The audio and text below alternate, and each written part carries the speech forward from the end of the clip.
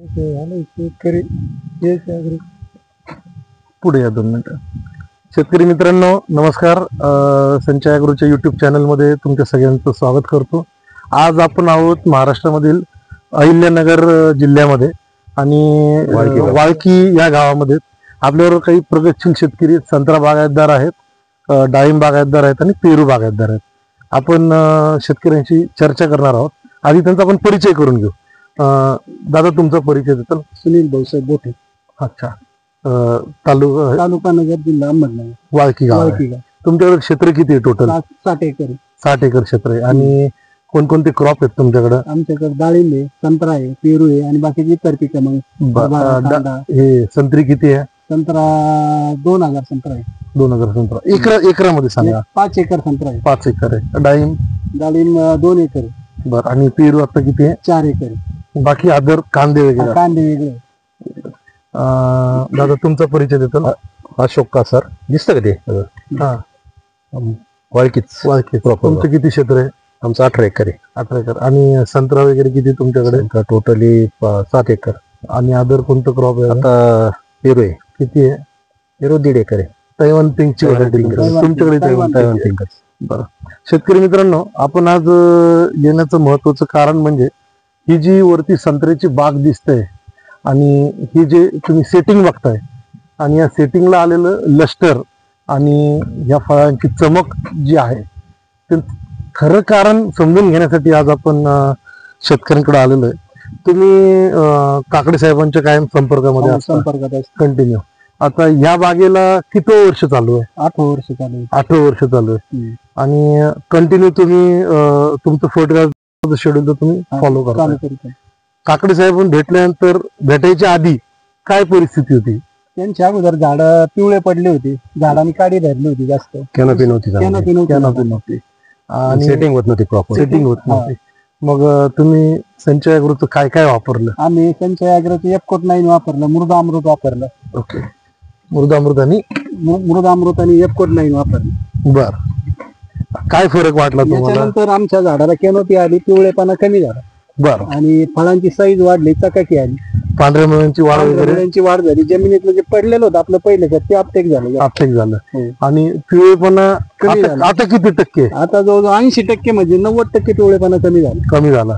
आणि सेटिंग पण चांगली झाली, साईज पण चांगली वाढली, चकाकी भरपूर आहे आणि साल सॉफ्ट आहे. साल एकदम सॉफ्ट आहे. बरं. हे सोडून अजून तुम्ही आपली खतं पण काही वापरले? 10-54-10 वापरले. 10-54-10 वापरले. बर. ह्याचं कसं ह्याच्या आधी वापरलं तुम्ही? नाही, ते दुसऱ्या कंपनीचं वापरलं. बर.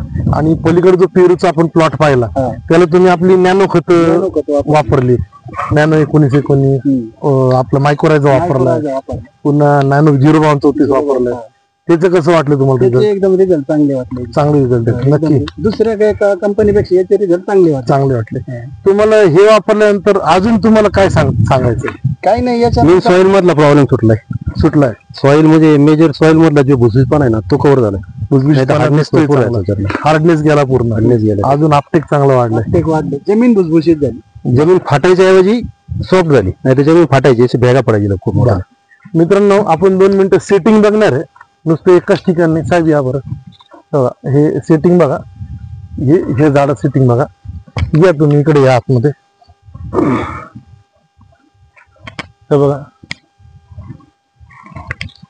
हे सेटिंग वरपर्यंत झाडाच्या प्रत्येक फांदीला, शेंड्याला. हो का, इथं वरती बघा साहेब. इकडून असं दाखवा शेतकऱ्यांना.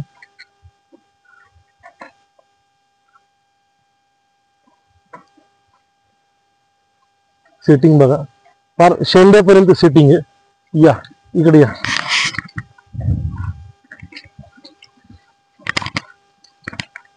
कुठे साहेब दरवर्षीपेक्षा यावर्षी लाख कसं आहे? चांगलं आहे, एकदम चांगलं आहे. जास्त आहे पूर्ण. नुसतं शेंड्याला मध्ये पण माल आहे, पूर्ण मध्ये पण माल आहे, झाडालाही माल आहे. या ही इथे सेटिंग दाखवा. खाली पाणी दिले ना. हा, झाडाला सेटिंग दाखवा. मित्रांनो आपण आता थोडक्यामध्ये ह्यांनी जे 2 प्रॉडक्ट वापरलेत, एक वापरले मृदामृत आणि दुसरं वापरले F-Code 9. त्याच्यानंतर ह्यांना जो फरक आलेला आहे तो इतका जबरदस्त फरक आहे. तुम्ही झाडाला सिटिंग बघा आणि चकाकी बघा. आता हे दोन प्रॉडक्ट काय आहेत हे मी थोडक्यात तुम्हाला समजून सांगतो. हे एक मिनिट दादा, तुम्ही या पुढे या ना. मृदामृत जे आहे ही एक स्लरी आहे.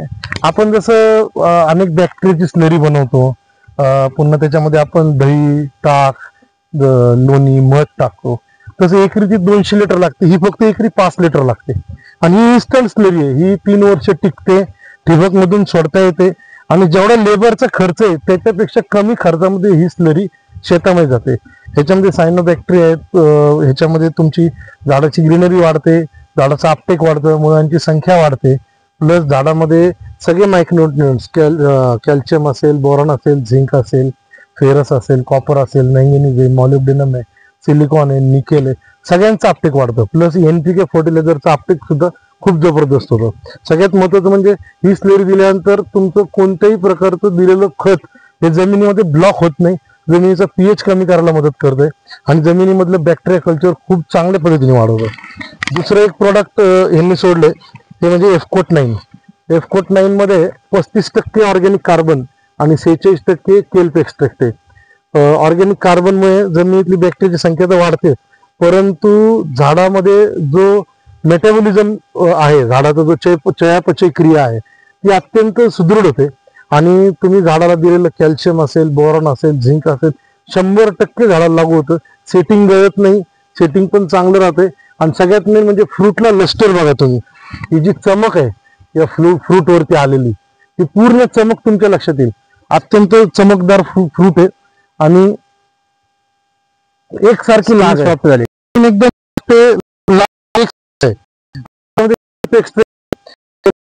फ्रूट द्यायला मदत करतं, फ्रूटची डेव्हलपमेंटला मदत करतं, फ्रूटचं वजन वाढीसाठी मदत करतं. मी जे काही संत्रा बागायतदार असतील, द्राक्ष बागायतदार असतील, डाळिंब बागायतदार असतील, ऊस बागायतदार असतील आणि जे पेरू आहेत म्हणजे जे लोक हॉर्टिकल्चर करतात ते एक ध्यानात ठेवा. हॉर्टिकल्चर जेव्हा आपण करतो तेव्हा इतर पिकांमध्ये हॉर्टिकल्चरमध्ये एक महत्वाचा बेसिक फरक असा आहे का तुम्ही जिथं झाड लावलंय तिथं तुम्हाला ते 10-15 वर्ष झाड सांभाळायचंय. तुम्ही तिथलची माती बदलू शकत नाही, तुम्ही त्या झाडाची जागा बदलू शकत नाही. आपण काय करतो, तुफान फर्टिलायझर वापरतो. आम्ही काय सांगतो की फर्टिलायझर 50-60% कमी करा. आम्ही नॅनो मधली खतं आणली ती एकरी फक्त अर्धा किलो 1 किलो खतं लागतात. आता कांद्यासारख्या पिकं फक्त 5 किलो एकरीमध्ये आपण कांदे काढून दिलेत लोकांचे. तर अशी खतं वापरा का जी एकदम कमी लागतील, परंतु कल्चर चांगलं वापरा. स्लरी वापरा, ऑर्गॅनिक कार्बनचा पुरवठा भरपूर द्या, मायक्रोरायझा वापरा. कारण ही जी जमीन आहे ही 8-10 वर्ष तुमचं झाड तिथं, 15 वर्ष तिथं झाड राहणार आहे आणि तोपर्यंत ती जमीन आपल्याला सजीव ठेवायची. असं नाही का संत्री काढून टाकली का आपल्याला ती जमीन गरजेची नाही आहे. त्या जमिनीमध्ये पुन्हा भविष्यामध्ये आपल्याला चांगलं पीक पण आलं पाहिजे आणि दरवर्षी संत्रीला लाग पण चांगला झाला पाहिजे.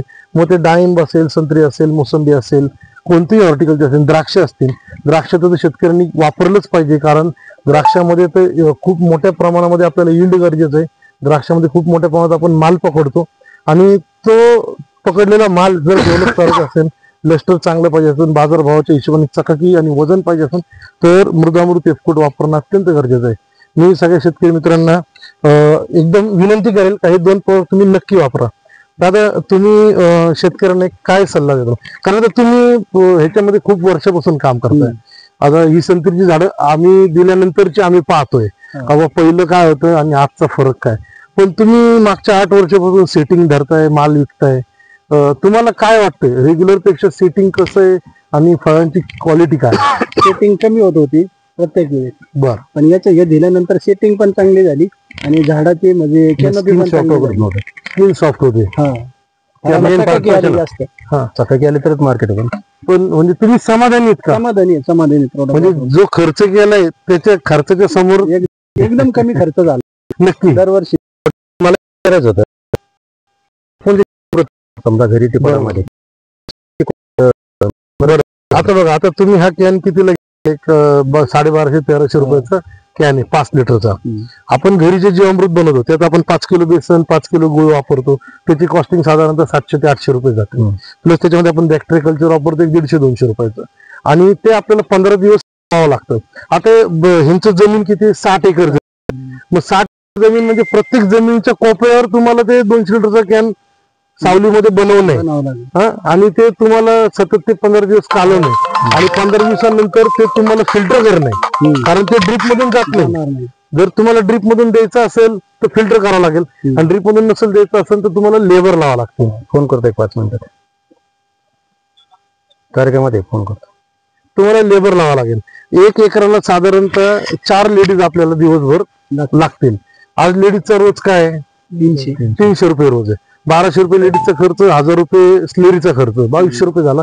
एक माणूस माग त्याला तुम्हाला लेडीजला औषध पोच करण्यासाठी 300-400 रुपये त्याचा खर्च, म्हणजे 2500 रुपये तुमचा एकरीचा खर्च आहे. आपण स्लेरी किती मध्ये दिली आहे शेतामध्ये? 1200 रुपये मध्ये, म्हणजे खर्च निम्माच झाला. प्लस दुसरी महत्वाची गोष्ट काय का, तुम्हाला आज पूर्ण 60 एकराला तुम्ही द्यायचं जर ठरवलं तर तुम्हाला एका मिनिटात 60 एकराचं अवेलेबल आहे. तसं शेतामध्ये जेव्हा आपण बनवतो तर आपल्याला प्रत्येक कोपऱ्यावर ते बनवणं गरजेचं आहे. तुम्ही तुमच्या 2 व्हीलरवरच्या 2 पेट्या आणलं तर 8 एकराचा डोस आहे. तुम्ही 8 एकराचा डोस 2 व्हीलर घेऊन फिरू शकत नाही. 200 लिटरचा बॅरल तुम्हाला हे करणार. प्लस दुसरी गोष्ट, ह्याची जी लाईफ आहे ती 3 वर्ष आहे, शेल्फ लाईफ. म्हणजे हे कॅन तुम्ही 3 वर्षात तुम्ही कधी वापरू शकता. आपण जे ते सोडणार आहे त्याची लाईफ 3 वर्ष नाही, कारण ते इतकं फर्मेंटेड होऊन जाईल, नंतर त्याचा तुम्हाला रिव्हर्स इफेक्ट दिसायला चालेल. आणि स्लरी बनवताना काय होतं की आज शेतकऱ्याचा उत्साह आहे, मला स्लरी बनवायची, पण 15 दिवसांनी कुजल्यानंतर तो उत्साह नसतो जो आज आहे. त्याच्यामुळे तुम्ही ठरवलं मला स्लरी सोडायची, लगेच झाकण उघडा, लगेच स्लरी सोडा, 2 तासात स्लरी तुमच्या शेतात आहे. आणि सगळ्यात महत्वाचं म्हणजे ही स्लरी मध्ये आतमधलं, आता हे तर त्यांनी झाकण ठेवलेलं नाहीये, आतमध्ये जो आहे तो एअर वेंट आहे, तो पॅक वेंट नाहीये. त्यामुळे ह्याच्यातलं जे मटेरियल आहे हे 3 वर्षापर्यंत लाईव्ह राहतंय, कारण त्यातून एअर पास होऊ शकते. एअर पास होते, त्याच्यामुळे ह्याची जी गुणवत्ता आहे ही शेवटपर्यंत 3 वर्षापर्यंत खराब होणार नाही. त्याच्यामध्ये म्हणजे त्याच्या कष्टापेक्षा बेटर कधी स्वस्त खूप महाग पडतं, म्हणजे महाग म्हणण्यापेक्षा वर्क हेवी होतं. वर्क हेवी होतं. आणि सगळ्यात म्हणजे ड्रीप मधून जात नाही. हे 45 मेश मध्ये गाळलेलं मटेरियल स्टॅबिलाइज्ड आहे, अत्यंत कमी प्रमाणात लागतं, आणि रिझल्ट तुमच्या डोळ्यावर आहे. रिझल्ट प्रॉपर आहे.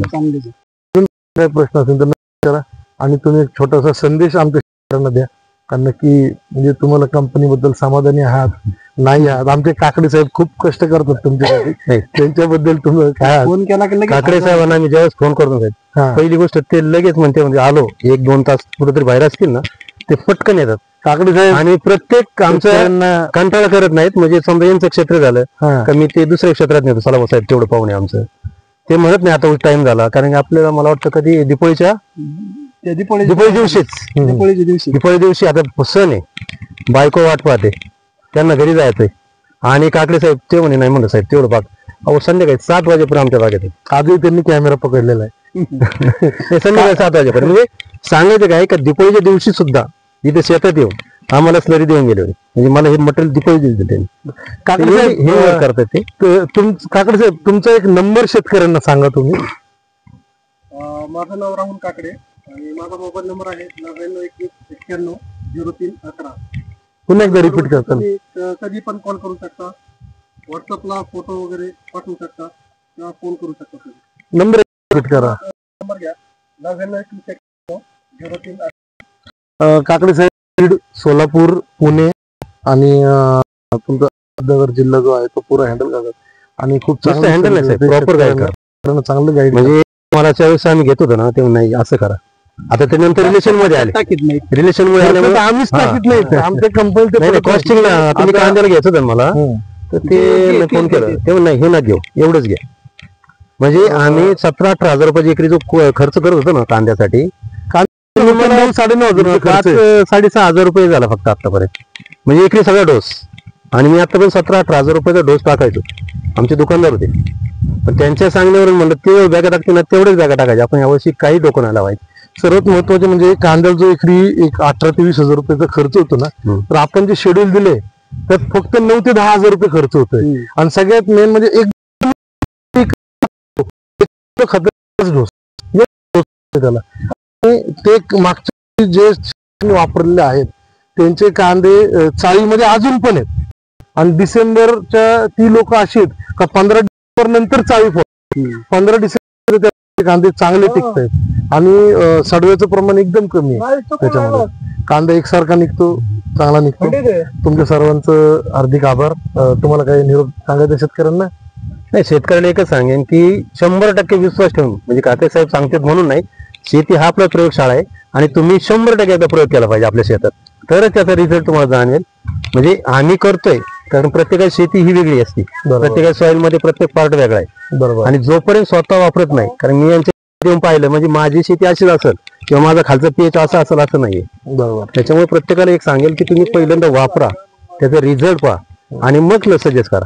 कारण मी पाहिलं यांच्या शेतात येऊन पाहिल्यानंतर तुम्ही वापरलं. नंतर मी पाहिलं, कारण आमची यांची ग्रीनरी कायम पाहिल्यानंतर मी होणार यांचं ग्रीनरी एकदमच वेगळी झाली आणि मग मी आत्ता गेले हप्त्यात वापरले. रस्त्याने जाणारे लोक थांबून विचारतात काय सोडले आता फरक पडायला ना तर हा विचारते मेजर इफेक्ट आहे. आणि हा शेतकऱ्यांनी कंपल्सरी, कारण कॉस्ट लई नाही, खर्च एकदम कमी आहे. 1000-1200 रुपये शेतकरी असाही खर्च करू शकतो 21 जरी सोडायला.